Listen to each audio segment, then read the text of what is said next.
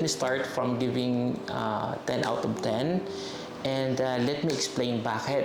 Kasi tulad ng sinasabi ko sa wife ko, since January 1, andito kami hanggang January 8, almost every day, pabalik-balik kami sa hospital na to.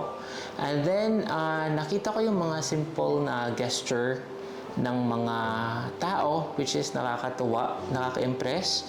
Yung simple gesture ng good morning, welcome sir, how are you sir? Yung mga simple na customer service approach, which is ito yung wala sa atin dito sa Pilipinas. Na hindi karamihan pinapractice dito sa Pilipinas, na nakikita ko dito sa APMC, which is natuwa ako at saka nagulat ako sa development na to, which is it's a good start for the hospital. And unang mapapansin mo din is yung cleanliness ng hospital, and on top of that, yung mga tao, nurse, sobrang nag-follow up sila. And then, okay, let me just try to add on this. Beside from that, the cafe, the food are very nice and very cheap. Sobra-sobra. Almost every day, doon kami kumakain, di na kami lumalabas. Dito na lahat, one-stop shop. Yun nga sinasabi ko sa wife ko, andito na lahat. So, makukompare mo tong hospital na to sa other hospitals in the Southeast Asia region. Like for example, me in Singapore, I saw this kind of service. So to know na may service na ganito na pala sa Aklan, grabe, nakakatuwa. This is deserve ng Aklanon tong ganitong klaseng hospital. The room accommodation, basically, grabe, nakakatawa. Okay, first night, walang available sa private room, so nag-ward muna kami. Pero yung ward, hindi mo siya, grabe siya, as in parang semi-private kasi 3 tao lang ang luwang ng space. Hindi mo akakalain na ward siya, sa totoo lang. But we decided to move to the private room just to try as well. And nakita namin yung sa private room, parang nasa hotel ka na rin. Kasi andito na lahat.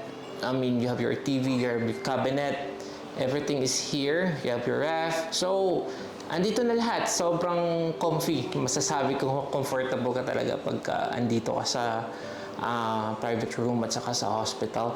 And sobrang affordable. Yun lang yung masasabi ko. Hindi siya sobrang mahal, hindi siya sobrang baba, nasa middle siya. Kaya affordable yung price niya. Yeah. Tapos, yung masasabi ko lang is since I was been working in Singapore, nahalin tulad namin yung especially yung level 3. Kasi in Singapore, mayroon siyang mga polyclinics.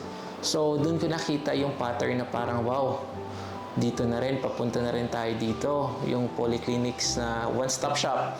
Yung clinics andyan lang lahat. Mamimili ka lang ng rooms from 1 to 4 or maraming rooms pa. So, nakakatuwa na hindi mo na kailangan pumunta doon, dito. At saka, sobrang centralized. Nakakatuwa lang kasi from the billing, from the lab, hindi magkakalayo. As in, nandito na siya. One-stop shop lang siya. So, yun yung reason kung bakit masasabi mong mako-compare mo siya as one of competitive hospital na in the Southeast Asia. Yeah. System upgrade. Soon, probably.